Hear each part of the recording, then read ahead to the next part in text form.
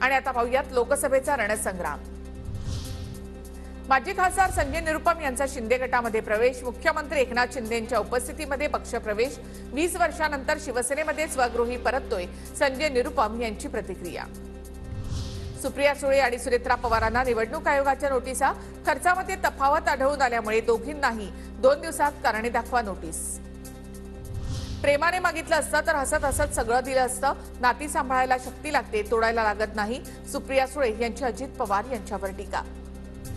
सुप्रिया सुळे जन्मानं पवारच आहेत। सुप्रिया सुळेंच्या प्रचार सभेत शर्मिला पवारांचं वक्तव्य, शरद पवारांच्या बाहेरचे पवार या वक्तव्यानंतर शर्मिला पवार यांचं विधान।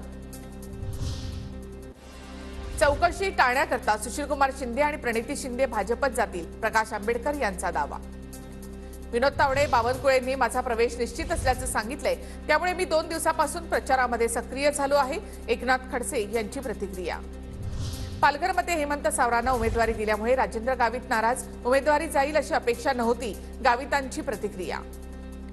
मनसेचे नेते अविनाश जाधव यांच्यावर लोकमान्य टिळक पोलीस ठाण्यामध्ये गुन्हा दाखल, 5 कोटींची खंडणी मागितल्याची सराफाची तक्रार।